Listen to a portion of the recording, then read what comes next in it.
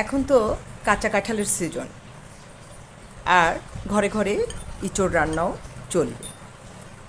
নানাজনে নানাভাবে নানা পদ্ধতিতে এই ইঁচড় রান্না করে খায়। আমি আজকে একটু অন্যভাবে রান্না করছি, মুরগির মাংস দিয়ে। By the way, welcome back to my channel Lipi's daily infotainment. দেখতেই পাচ্ছ, কাঁঠালগুলোকে আমি কেটে সিদ্ধ করে নিচ্ছি। আর সিদ্ধ হতে হতে তোমাদেরকে রিকোয়েস্ট করছি, যারা নতুন আছো আমার চ্যানেলে, অবশ্যই চ্যানেলটিকে সাবস্ক্রাইব করে বেল বাটন প্রেস করে আমার সাথে থেকো। আর যারা আগে থেকেই আছো তাদেরকে অসংখ্য ধন্যবাদ। নামিয়ে নিচ্ছি, সিদ্ধ হয়ে গেছে। সরষের তেল দিয়ে রান্না করবো বন্ধুরা। আর ইঁচড় মানে একটু তেল মশলা বেশি, সবাই জানো। আর আজকে আমি যেহেতু মুরগির মাংস দিয়ে করব, তাই একটু রান্নার পদ্ধতিও ভিন্ন হবে। একটা তেজপাতা ছিঁড়ে দুটো টুকরো দিয়ে দিচ্ছি, 4-5 টুকরো দারচিনি আর দুটো এলাচ দিয়ে দিচ্ছি।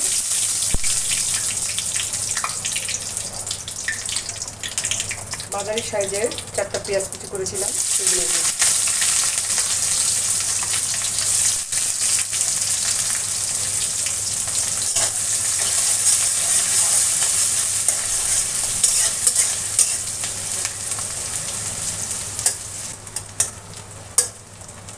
পেঁয়াজটাকে একটু হালকা ব্রাউন করে ভেজে নেব। খুব বেশি লালচে করার দরকার নেই, হালকা ব্রাউন করে নেব। কাঁঠালের ইঁচড়টাকে জল ঝরিয়ে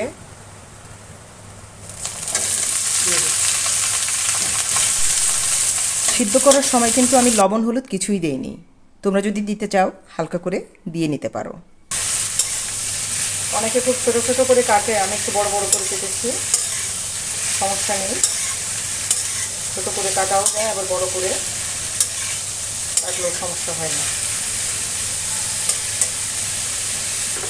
লবণ দিয়ে দিব কিছুটা, হলুদটা আমি একটু পরে দিব।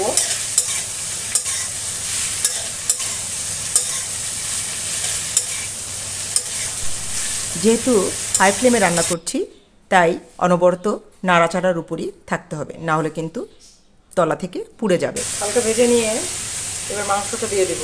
এখানে 250 গ্রাম মুরগির মাংস আছে।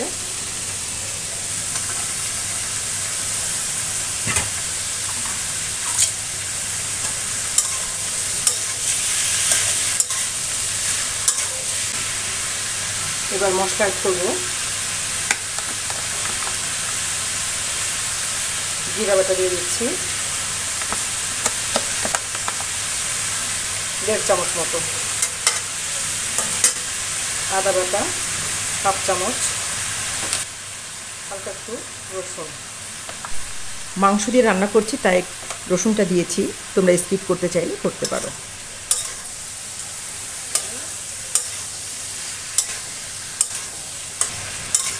হাই ফ্লেমে রেখে মশলা এবং সবজি ভালো করে কষিয়ে নেব।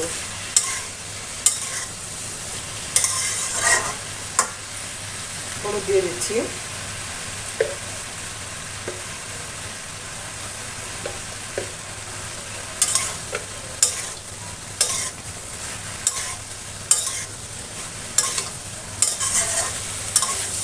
ঘন ঘন নাড়তে হবে বন্ধুরা।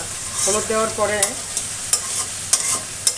সময় কম দিতে হয়, নাহলে নিচ থেকে লেগে যায়।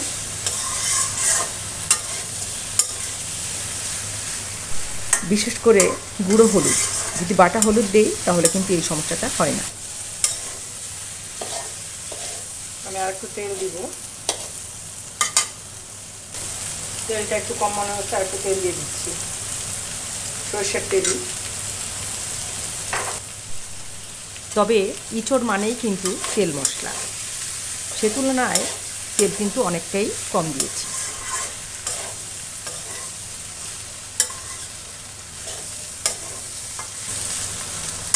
ভালো করে মশলার কাঁচা গন্ধ না যাওয়া পর্যন্ত কষিয়ে রান্না করে নেব। চিংড়ি মাছ দিয়ে করা যায়, খাসির মাংস দিয়ে করা যায়, মুরগি মাংস দিয়ে করা যায়। আমি একটু মুরগি মাংস দিয়ে করছি। এই একই পদ্ধতিতে করলে দেখতে অসাধারণ লাগে খেতে। এমনিতেই ভালো লাগে, সেটা নিরামিষ হোক। আর এরপর যখন দেখাবো সেটা নিরামিষ দেখাবো তোমাদের, সম্পূর্ণ নিরামিষ। আজকে মাংস দিয়ে করে দেখাচ্ছি। হালকা একটু জল দিয়ে 5 মিনিটের মতো ঢেকে আমি একটু কুক করে নেব।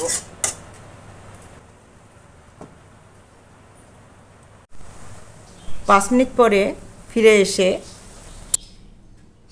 উল্টে পাল্টে হাই ফ্লেমে আরও কিছুক্ষণ রান্না করে নেব।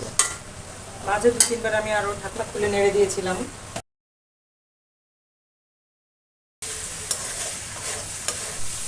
কাঁঠালের এঁচোড়ের গায়ে জল শুকিয়ে যখন তেল ভাসতে শুরু করবে, অর্থাৎ তেলটা উপরে দেখা যাবে কিছুটা, তখন কিন্তু মনে করতে হবে কষানো হয়ে গেছে। মশলার একটা আলাদা ভাজা ভাজা গন্ধ বের হয়েছে, আর দেখতেও দেখো তেলটা কেমন ছেড়ে ছেড়ে এসেছে। তার মানে ভালো করে কষানো হয়েছে। এবার ইঁচড় যেহেতু খুব ঝোলা ঝোলা খাই না আমরা, একটু মাখো মাখো খাই, অল্প পরিমাণ জল দিয়ে দিব আর বাকি মশলা অ্যাড করে দিচ্ছি। ধনিয়া গুঁড়ি, লাল লঙ্কা,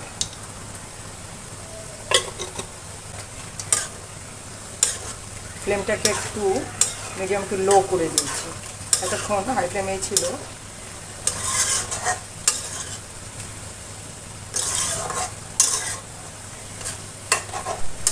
দুটো কাঁচা লঙ্কা ভেঙে দিয়ে দিচ্ছি।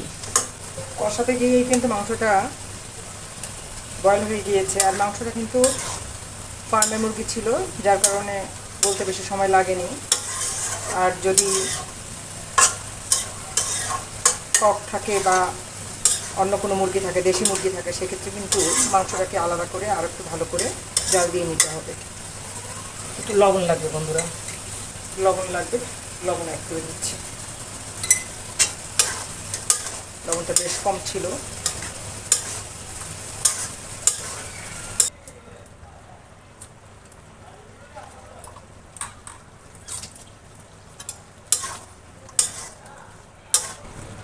সবকিছু খুব সুন্দর বয়েল হয়ে গেছে, আর আমার রান্নাটাও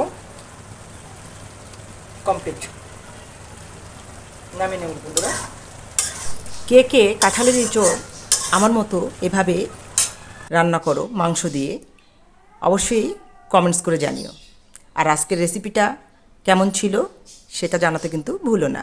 ভালো লাগলে লাইক করো, শেয়ার করো, ঠিক আছে? আর দেখতেই পাচ্ছ আমি এটা নামিয়ে নিচ্ছি। ব্যাস বন্ধুরা, তৈরি হয়ে গেল গরম গরম কাঁঠালের এঁচোড় উইথ চিকেন। আশা করি ভালো লেগেছে। সাবস্ক্রাইব করেছো তো? যদি না করে থাকো, যাওয়ার সময় সাবস্ক্রাইবটা করে পাশে থেকো বন্ধু হয়ে, কেননা পরের রেসিপিটি তো আবার দেখতে হবে। আজকে এই পর্যন্তই, পরবর্তী পর্যায়ে আবার ঠিক সময় মতো চলে আসবো। সে পর্যন্ত ভালো থেকো সবাই, টাটা।